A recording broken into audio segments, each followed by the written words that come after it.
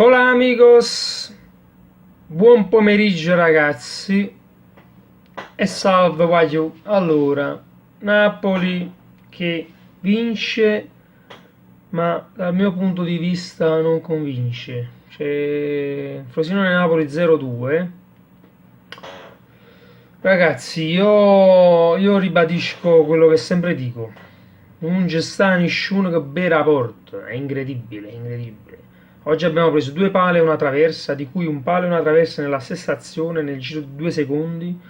Chissà, volta ne avere ne manca se fosse 2 metri più larghe e 2 metri più alte. Niente, non so se è un problema ottico. Secondo me, fosse Ancelotti, mi a fare una visita oculistica a tutto quanto.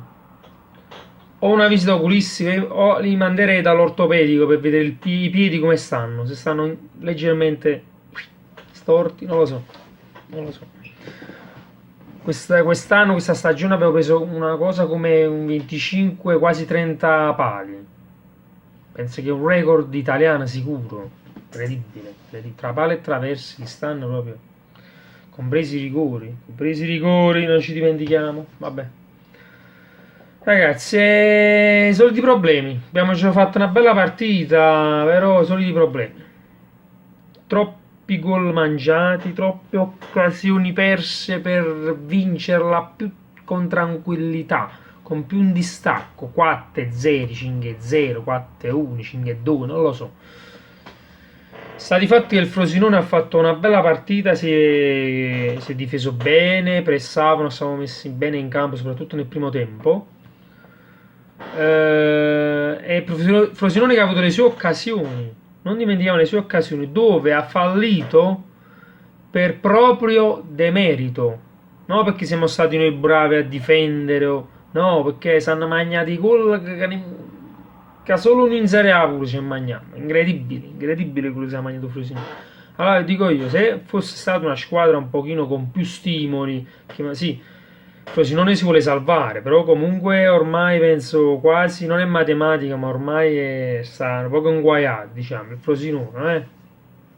Se fosse stata una squadra che stava pienamente proprio per la lotta, con pochi punti, per la lotta per la salvezza o per l'Europa League o per la Champions, quello che sia, una squadra un po' più tecnicamente anche più forte, questi tre, io ne ho contate almeno tre buonissime occasioni da gol per il Frosinone, l'avrebbero messi dentro se fosse avuto un attaccante un poco più forte, l'avrebbero messa dentro. E come finiva questa partita? 3-2 finiva questa partita, che le occasioni più clamorose forse per il Napoli sono state sì veri pali, ma i due pali di Caglione e la traversa di Fabian Ruiz per me sono errori, non sono via da palla, Cagliari sono stati sfortunati, no, ma che sfortunato, tu bira la porta, tu non la vedi la porta.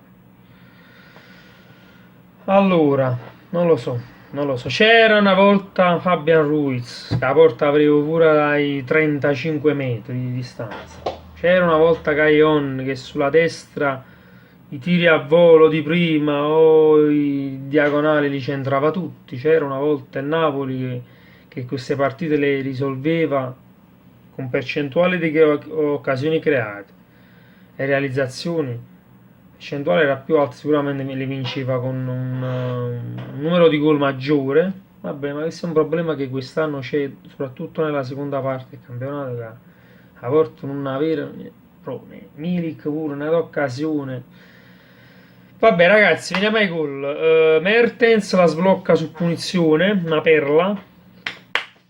E poi ci sta Younes che fa una bellissima triangolazione, bella azione con Milik, e lui freddamente la piazza dentro per il 2-0. Younes che per me dal mio punto di vista è stato uno dei migliori in campo per il Napoli, se non il migliore, anzi direi proprio il migliore, se l'ha giocata bene questa partita. Speriamo continui così, io penso che potrebbe essere molto utile per l'anno prossimo.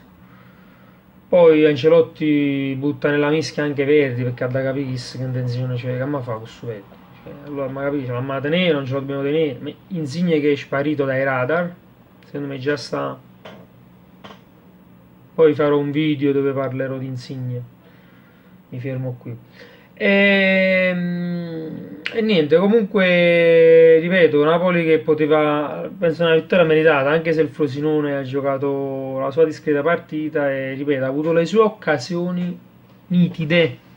C'è stato un contropiede là che sono stato loro che è stato sbagliato l'ultimo passo, ma là chi era il gol fatto sullo 0-0, era gol fatto per il Frosinone. Vabbè. Niente, per la salvezza, se il Frosinone continua a giocare così, è difficile perché anche se le dovesse vincere tutte il Frosinone, ci stanno le altre squadre che hanno alzato un po' l'asticella, stanno un po' troppo viaggiando, Bologna che vince. Cioè, ormai il problema sono più le avversarie, non dipende solo dal Frosinone per la salvezza. Napoli che invece blinda ancora di più il secondo posto, guadagnando 2 punti sia sulla Juve che sull'Inter, e quindi sono 8 punti, 18 dalla Juve, 8 dall'Inter, mancano 4 giornate, 16 punti, non è la matematica ancora, Champions League ormai è fatta, penso che Champions League è fatta, l'Inter pure penso che comunque non riuscirà. Cioè, se dovesse vincere scontro diretto, dai 8 sarebbero 5, poi ci stanno altre 3 partite, ci dovrebbe essere proprio un crollo dei partenopei. Ragazzi, comunque, sempre forza Napoli. Partita, ripeto, vittoria mi ha tinto i capelli di azzurro, ma non mi ha convinto per passare perché non lo so. Troppe occasioni in questa parte si sono viste proprio le, come posso dire, le carenze, proprio ha specchiato proprio come è stata questa stagione, quest'ultima parte, questa seconda metà della stagione, dove creiamo tanto ma concretizziamo poco. Non credo che sia un fattore fisico perché corrono, pressano, ripeto, ci sono state azioni dove partecipavano pure in eccesso di numero. Quindi una stanchezza non c'era. Io penso che sia un fattore psicologico, un fattore tecnico proprio individuale. Ripeto, faccio un appello ad Ancelotti o al presidente De Laurenti: a chi si fa una visita oculistica e ti trovi in da clinica, magari una clinica faccio pure una radiografia con una visita ai piedi, perché il problema è serio. Chissà, non c'è nulla da fare, Vabbè, ragazzi, che dire più. Ci vediamo per il prossimo video. Buon proseguo di questa domenica. Iscrivetevi al canale, lasciate un like, fate i bravi. Ci vediamo presto, sempre forza Napoli. Un abbraccio a tutti e vai avanti così. Ciao, a presto.